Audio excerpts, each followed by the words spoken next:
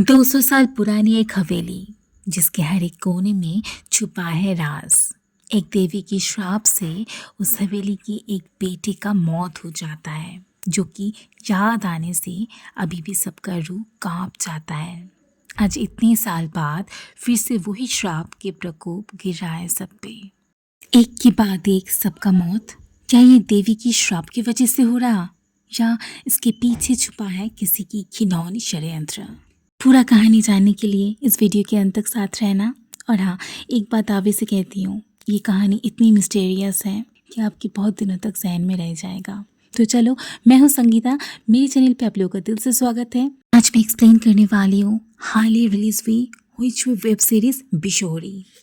शुरुआत में ही हमें 200 साल पहले की एक मित्र फैमिली दिखाया जाता है। उस रात उस हवेली के एक बेटे महेंद्रनाथ की सुहागरात थी और उसी दिन एक सांप के डसने के कारण से उसका मौत हो जाता है। सांप को देखते ही उसकी बीवी मारने जाती है और तभी पूरा कमरे में एक औरत की हंसी गूंज उठती है। जिसके बाद सीन सीधा शिफ्ट होती है प्रेजेंट में, जहाँ पे शादी के बाद राजनंदिनी अपने पति तथा के साथ अपने ससुराल पहुँचती हैं। हवेली में एंटर करते ही 200 साल पुरानी देवी मनसा की मूर्ति दिखती है। और दोस्तों, ये वही 200 साल पुरानी वही मित्र फैमिली थी, जहाँ पे पंडित जी जब उसे आरती करने के लिए बोलते हैं, उसका पति तथा मजाक में बोलता है कि राजनंदिनी तो नास्तिक है, उसे ईश्वर पे विश्वास नहीं है। तो उसकी ननंद आरती करने लगती है, लेकिन उसे ठीक से आरती करनी नहीं आ रही थी। तो राजनंदिनी पीछे से उसे हेल्प करती है। जिसके बाद वे लोग घूमते घूमते हवेली के एक बंद दरवाजे के सामने पहुंचते हैं, जहां तथा के पिता आके बोलते हैं 200 साल पहले महेंद्र प्रताप को डसने वाला नाग उसी कमरे के अंदर बंद है। कोई दरवाजा खोलने की कोशिश करेगा तो उसकी मौत हो जाएगी। और तभी कुछ शोर शराबा सुन के वे लोग नीचे आ जाते हैं। असल में सबको लगता था वो हवेली श्रापित है, तो इसीलिए सब लोग उस हवेली को बेचना चाह रहे थे। तो प्रमोटर जब उस हवेली को देखने आया, हवेली के सारे बच्चे झगड़ा करने लगे। ये सुन के पंडित जी पूजा खत्म होने तक रोकने के लिए बोलते हैं, लेकिन सब लोग और भी शोर शराबा करने लगते हैं। तो राजनंदिनी सबको शांत कर देती है। जिसके बाद राजनंदिनी रात को जब पंडित जी के लिए खाना ले आती है, तब पूछती है उस बंद दरवाजे के बारे में, जहाँ पुजारी कहते हैं कि 200 साल पहले ऐसी नागपंचमी की रात महेंद्र की मौत हो गई थी। तो सब सोचते हैं कि देवी रुष्ट होने के कारण से हो सकता है ये अनहोनी हुई थी।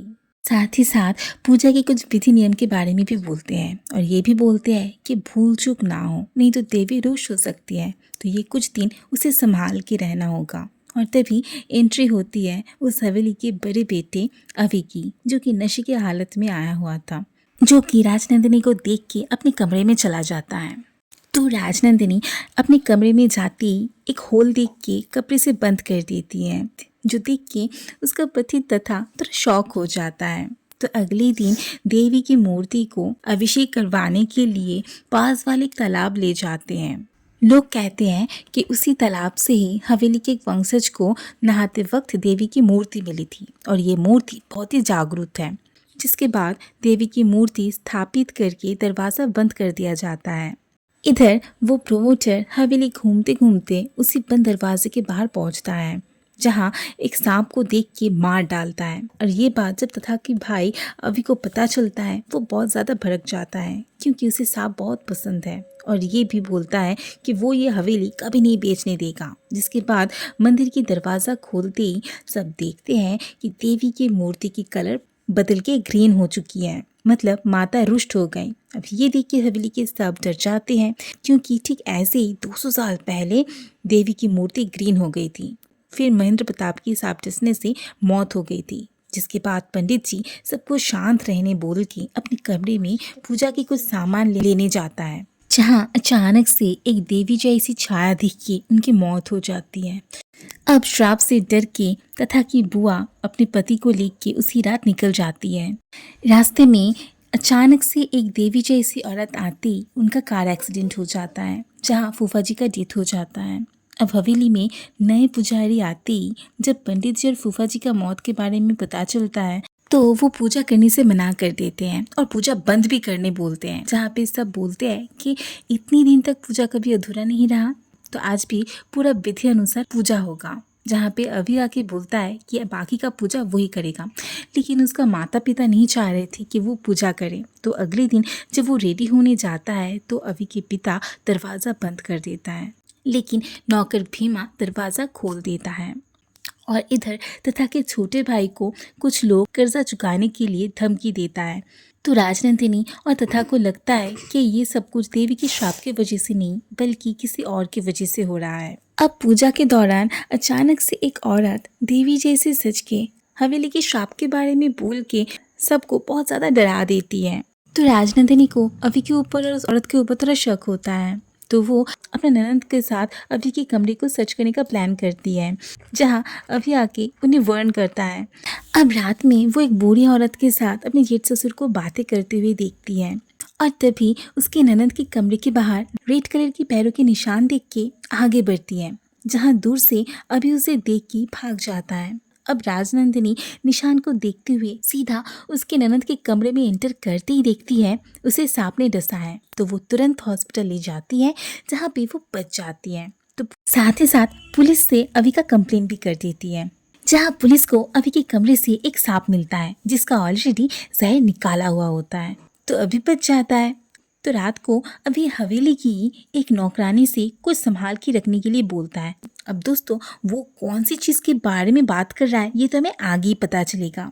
अब अगले ही दिन अभी फिर से पूजा शुरू करता है, जहाँ राजनंदिनी के पति तथा के आपा मतलब उसकी ननद अभी ठीक है। तो वो तुरंत हॉस्पिटल पहुंचती है, जहाँ आपा बोलती है उस दिन उसके पास देवी आई थी और उनकी सांप ने ही उसे डसा था। अब ये सुन के सब तो शॉक हो गए थे, लेकिन तथा के छोटे भाई विकास को थोड़ा डाउट होता है। तो वो उसी औरत के पास जाती है जो कि देवी की तरह सज के उसके घर में आई थी। तो वो औरत बोलती है कि वो तो उस रात उसके घर के आसपास भी नहीं गई थी। जिसके बाद तथा के पास एक कॉल आता है, जहां हमें पता चलता है कि हवेली के उसी बंद दरवाजे के बाहर अभी का लाश मिला है। जिसके थोड़ी देर बाद ही वही बूढ़ी औरत गांव के लोगों के साथ आके अभी के लाश को पानी में बहाने बोलती है, क्योंकि सांप से डसा हुआ लाश को पानी में बहाने का रीत है उसी गांव में। जो सुन के अभी के पिता अविनाश मना करके अपने कमरे में चले जाते हैं। तो रात को राजनंदिनी खाना लेके जब उस कमरे के पास जाती है तो अंदर से कुछ आर्ग्यूमेंट की आवाज़ सुन पाती है, जिसके बाद राजनंदिनी उसी बूढ़ी औरत के पास चली जाती है, जहाँ हमें पता चलता है कि अभी असल में उस हवेली की नौकर भीमा का बेटा है। जन्म देते वक्त भीमा का वाइफ का डेथ हो गया था, तो अविनाश जी अभी को खरीद लिया था। अब ये राज उस हवेली के किसी को भी नहीं पता। जो भी हो, अब अगले दिन जब अभी का दाह संस्कार होने वाला था, तब राजनंदिनी अविनाश जी मतलब उसके जेठ ससुर को अभी की सच्चाई बोलने बोलती है, जहाँ पे ये राज सुन के सारे घर वाले बहुत ज़्यादा शॉक हो जाते हैं। असल में अभी को अपना ब्लड रिपोर्ट से सच्चाई पता चल गई थी, जिस कारण वो अपने मम्मी पापा से उखड़ा उखड़ा रहता था। जिसके बाद नौकर भीमा अभी का अंतिम संस्कार करते हैं। अब सब लोग पूजा कंटिन्यू करने से डर रहे थे। तो रात को अचानक से पायल की आवाज़ सुन के राजनंदिनी नीचे आ जाती है, जहाँ मंदिर का दरवाज़ा खुला हुआ था और देवी की मूर्ति के ऊपर सांप को देख के वो बेहोश हो जाती है। और अगले दिन उसकी आंखें खुलती है अपने कमरे में, जहाँ राजनंदिनी फैसला लेती है कि अब वही पूजा करेगी।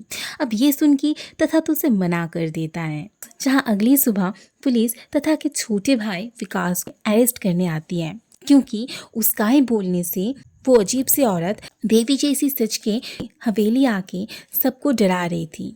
असल में वो सोचा था हवेली बेचने के पैसे से अपना कर्जा उतारेगा, और साथ ही साथ ये भी बोलता है उसी औरत को गाड़ी के सामने अचानक से देख के उनका कार एक्सीडेंट हुआ था।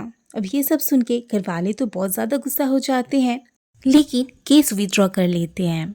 जिसके अगले सीन में हम देख पाते हैं कि एक नौकरानी राजनंदिनी को एक टो रिंग देती है। अब ये रिंग किसकी है और कहाँ से मिली ये तो हमें आगे पता चलेगा। अब राजनंदिनी हवेली के बंद कमरे का एक नकली चाबी बनाती है, जिसके बाद पूजा करते वक्त राजनंदिनी देवी से चैलेंज कर लेती है कि अगर वो सच में रुष्ट है तो सबसे पहले राजनंदिनी को ही मारे। साथ ही साथ ये भी बोलती है कि आज वो अपने रूम को 200 साल पहले के महेंद्रनाथ की रूम की तरह ही सजाएगी और अगर वैसी सांप आके उसको मारती है तभी वो विश्वास करेगी। जिसके बाद राजनंदिनी तथा के साथ अपने रूम को सजाती है और वेट करती है। अब रात को फिर से देवी की तरह कोई औरत आती है। तब राजनंदिनी चिल्ला के सबको बुला लेती है। तो यहाँ पे हमें पता चलता है कि वो जो सबको देवी सच की डरा रही थी असल में और कोई नहीं, वो अभी की माँ ही थी। जहाँ पे शादी के बाद जब उन्हें पता चलता है कि अविनाश मतलब अभी के पिता को फिजिकल इश्यूज हैं, तब अविनाश उन्हें धमकी भी देते हैं किसी को ना बताने की। फिर अपने देवर मतलब तथा के पिता को वो पसंद करने लगी और क्लोज आने की कोशिश करने लगी, जिससे परेशान होके वो गांव छोड़ के शहर चले गए।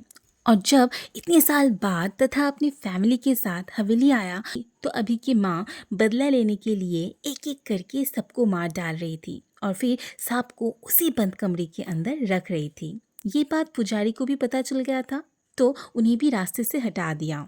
और आपा तथा की बहन थी इसीलिए उसके ऊपर अटैक करते वक्त अभी देख लिया था। ऊपर से वहाँ एक टोरिंग भी उसे मिला था जो वो अपनी नौकरानी को संभाल के रखने के लिए बोला था। अब समझ में आया दोस्तों कि उस नौकरानी को अभी क्या संभाल के रखने के लिए बोल रहा था। अब अभी जब अपनी माँ से बार बार पूछ रहा था तो अभी की माँ उसे भी मार डालती है। साथ ही साथ राजनंदिनी ये भी बोलती है जब वो नकली चाबी बना के बंद कमरे के अंदर गई तो वहाँ एक बांसुरी मिली जिसके अंदर एक सांप था और उसी से ही अभी की माँ सबको मारती थी। असल में अभी की माँ कॉलेज की प्रोफेसर थी तो वो अपने कॉलेज की लैब से ये सांप लेके आई थी। साथ ही साथ एक केमिकल भी लाई थी जो कि देवी की मूर्ति के ऊपर लगाने से देवी की मूर्ति ग्रीन हो गई थी, जिसके बाद पुलिस उन्हें अरेस्ट कर लेती है और राजनंदिनी बाकी की पूजा संपन्न करती है। अब एंड में हम लोग देख पाते हैं कि ये केस न्यूज़पेपर में आते ही एक अनजान आदमी का कॉल आता है राजनंदिनी को और वो एक खून की तहकीकात करने के लिए उससे अप्रोच करता है। तो दोस्तों आज का ये कहानी आप लोगों को कैसा लगा ज़रूर कमेंट बॉक्स पे बताना। अगर अच्छा लगे तो ज़रूर लाइक कमेंट शेयर साथ में सब्सक्राइब करके बेल आइकन को प्रेस कर देना ताकि हर एक नई वीडियो की पहली नोटिफिकेशन सबसे पहले आपके पास पहुँचे। तो चलो टाटा bye bye, stay blessed, be happy.